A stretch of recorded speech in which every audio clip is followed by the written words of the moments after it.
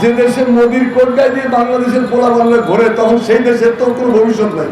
ফারাক্কা লাঞ্ছিত পদ্মা, বাংলাদেশের শত শত নদী হত্যা করেছে ভারত। 1300 নদীর দেশে এখন মধ্যে 300 নদী মাত্র জীবিত আছে, বাকি সবগুলোকে খুন করেছে, হত্যা, ডাইরেক্ট হত্যা করেছে ইন্ডিয়া।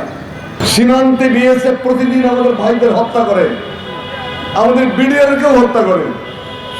আমাদের কবি লেখকরা এই ব্যাপারে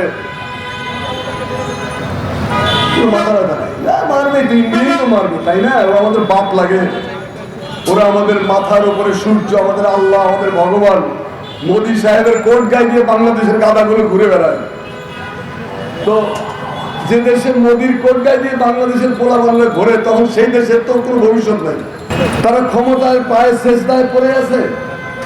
বাংলাদেশের কবি লেখক সাংবাদিক সবাই ক্ষমতাসীন দেখলেই শেষদায় পড়ে যায়, পায়ে চুম্বন করে। আধিপত্যবাদী ভারতের পায়ে তেল মাখার জন্য পুরো বাংলাদেশ ব্যস্ত। তেল মারতে হবে, তেল। হরপ্রসাদ শাস্ত্রী, প্রমোদ চৌধুরীর একটা কথা আছে যে রুমটা থাকবে আলোকিত, লোকগুলো থাকবে নির্বাচিত। অর্থাৎ আমি আর মামু, এর বাইরে আর কারো এগুলো নিয়ে কথা বলার দরকার নেই, কারণ এটা খুব বিশেষ পর্যায়ের জিনিস। কিন্তু এইটাকে যারা ভেঙে চুরমার করে সাহিত্যকে রাস্তায় ছড়িয়ে দিয়েছিলেন মানুষের মধ্যে, সাধারণ মানুষের মধ্যে, সেই সব বিপ্লবী সবাই কিন্তু কবি ছিলেন। মার্কস, যিনি মানব সভ্যতার ইতিহাসে 4টা পাল্টে দিয়েছেন, কার্ল মার্কস। তো মার্কস তো কবিতা লিখতেন, এটা আমরা অনেকে হয়তো জানি না, কিন্তু আমাদের নেতারা জানেন যে কার্ল মার্কস কবি ছিলেন। চেয়ারম্যান মাও সেতুং, চীন বিপ্লবের মহানায়ক, তিনি তো চীনা ভাষার অন্যতম শ্রেষ্ঠ কবি। চীনকে তিনি বদলে দিয়েছেন। আজকে চীন হয়তো সেই জায়গায় নাই, কিন্তু মাও সেতুংয়ের চীন, তো মাও সেতুং চীনকে নির্মাণ করেছিলেন। সে মাও সেতুং কিন্তু কবি ছিলেন, এবং চীনা ভাষার শ্রেষ্ঠ 3 জন কবির একজন হলেন মাও সেতুং। হো চি মিন ভিয়েতনাম যুদ্ধে ভিয়েতনামের মানে ফাউন্ডার ফাদার হো চি মিন কবিতা লিখেছে। হো চি মিনের কবিতা প্রচুর পড়েছি আমরা। এবং কালো আফ্রিকার আলোর মানুষ, আফ্রিকার বুকে তিনি আলো জ্বেলেছিলেন। নেলসন ম্যান্ডেলা তো অনেক পরে, কিন্তু সত্যিকারের আলো যিনি জ্বেলেছিলেন, বুকে রক্ত দিয়ে তার প্রায়শ্চিত্ত করেছিলেন, সেই লোক হলো প্যাট্রিস লুমুম্বা। আফ্রিকার হৃদয়ে সূর্যোদয়, অসাধারণ কবিতা। পৃথিবীতে এরকম মানের কবিতা আমি বলতে পারি খুব কম পড়েছি। আমার হৃদয় ফেলে যায় কবিতাটা পড়তে, এত ভালো লাগে, এত কষ্ট লাগে। আফ্রিকার জ্বালা, দহন, কষ্ট, মানুষকে ধরে ধরে দাস হিসেবে নিয়ে বিক্রি করতেছে। সেই পশ্চিমী সভ্যতার, পুঁজিবাদী সভ্যতা, সাম্রাজ্যবাদের সেই জিঘাংসা, হিংস্রতার বিরুদ্ধে প্যাট্রিস লুমুম্বা যেভাবে কবিতা নিয়ে কঙ্গোকে জাগিয়েছিলেন, তার কোনো তুলনা হয় না। সিরাজ শিকদারের বইয়ের নাম ছিল গণযুদ্ধের পটভূমি। তিনি বলছিলেন যে পাহাড়ের ঢাল নেমে আসে মুরান মেয়ে, বক্ষে তার ছোট্ট আবরণী, কবে তার কাঁধে শোভা পাবে রাইফেল একখানি। গণযুদ্ধের পটভূমিকার কবিতা।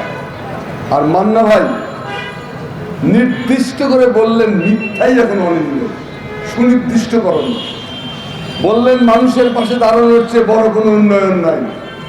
আমি এই ডায়লগটা মনে করি যে এটা বাংলা সাহিত্যের গায়ে খোদিত থাকবে চিরকাল, যে মানুষের পাশে দাঁড়ানোর চেয়ে বড় আর কোনো উন্নয়ন নাই।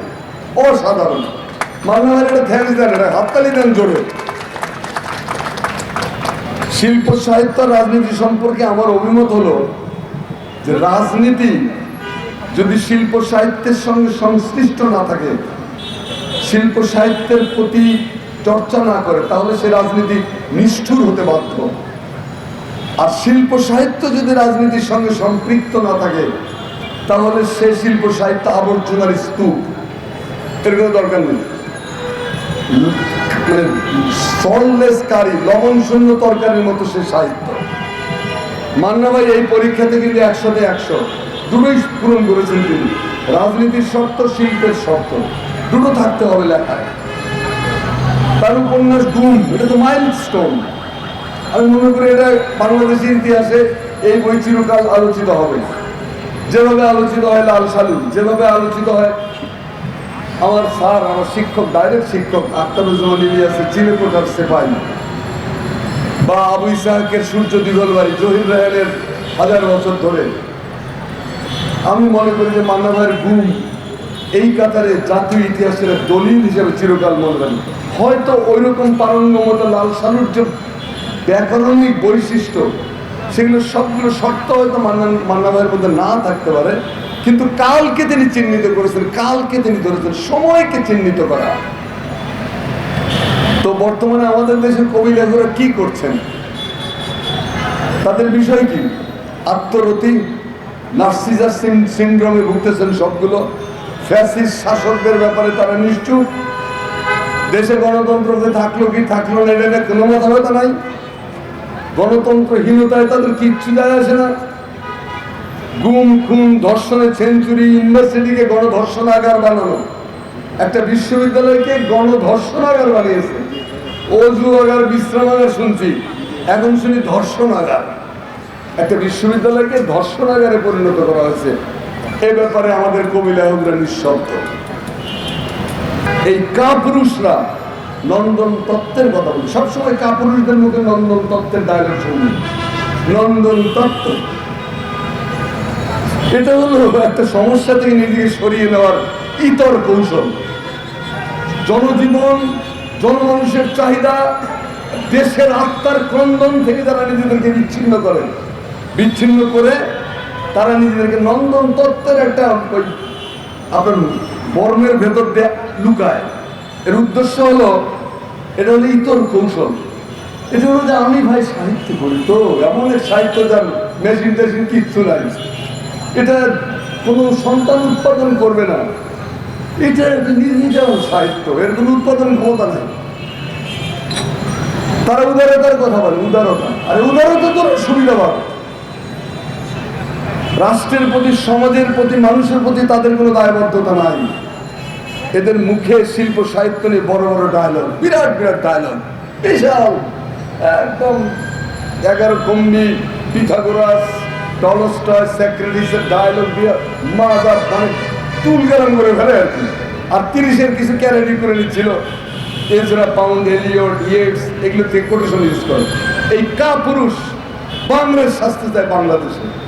ইংরেজদের পড়ছে, পৃথিবীতে কোনো সাহিত্য করে নাই, শুধু ইংরেজি লিটারেচারটা পড়ছে। আরে সারা পৃথিবীতে কত লিটারেচার আছে, সেগুলো পড়ে নেই। পড়ছে ইয়েটস, এলিয়ট, এজরা পাউন্ডের লেখা। এদের লেখা পড়তে কোনো দোষ নাই, কিন্তু তুই ওদের দাসানু দাস হবি কেন? ওরা কারা? ওরা তো পুঁজিবাদ, সাম্রাজ্যবাদ, উপনিবেশবাদের প্রতিনিধি, প্রতীক। তাদের কাছে আমাদের শেখার কি আছে? কিন্তু বাংলাদেশের দেখবেন যে 30-এর কবিরা এই ইউরোপিয়ান সাদার ইতর খাসলত দিয়ে গণমানুষের কবিতার থেকে বাংলা সাহিত্যকে দ্বিধা বিভক্ত করে ফেলেছিল। মাও কি বলেছেন? মাও বলেছেন উদারতা হলো সুবিধাবাদ। সুবিধাবাদ মানেই হলো আপনি অমানুষ।